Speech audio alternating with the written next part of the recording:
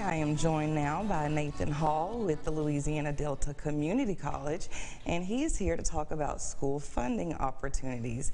Nathan, thank you for being here with us. Yeah, thank you for having me. No problem. So summer school is coming up, but here you guys got some financial opportunities for students looking to start school. What you got? Yeah, usually whenever people are considering going back to school, like the one thing that stops them is they have to pay for it.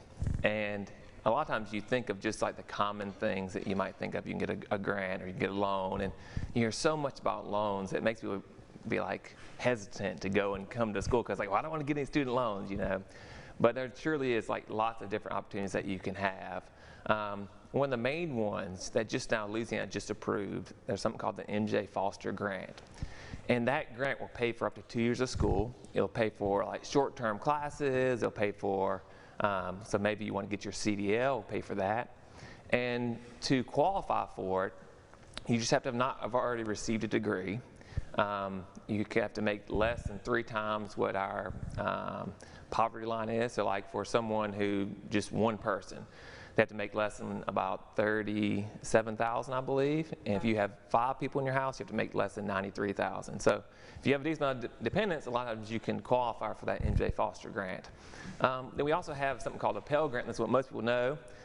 And if you qualify for most other services, so whether it's like food stamps or stuff like that, most people will qualify for a Pell Grant, and that will cover almost any kind of schooling that you do. And then from there, there's a couple things that just people don't know about. You have the Workforce Board, that is like the old unemployment office. They'll actually sponsor students to go to school. They'll help out sometimes with transportation, so they'll help out with books, or even sometimes with supplies. If you want to be a mechanic, a lot of times they'll help out with supplies for that. And then there's a program called NOVA, who helps people get jobs, help people to just move on up in life. They actually sponsor people as well. They're based in Monroe, but they help for all the different parishes, and they'll do the same thing. They'll pay for school. They'll help out even with people to get interviews and do interviews. And so like if you, or I would tell anybody, if you're trying to start over, want to improve your life, there's a way to pay for it. And you know, a lot of times NOVA will help people that don't qualify for Pell, they don't qualify for student loans. So like, there are a lot of ways that you can pay for schooling without having to go in debt.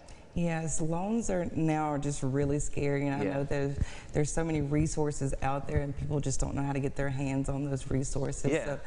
So how can they apply for some of these grants, these programs? Yeah, so most financial aid that you get, you're going to have to file a FAFSA. And so it's a free application for federal aid, and that will help you get TOPS. So that's another thing I missed. There's something called TOPS 2-year that you can use for a 2-year college.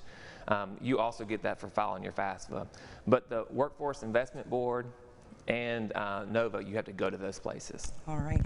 Thank you so much, Nathan. We do appreciate you being here with us today.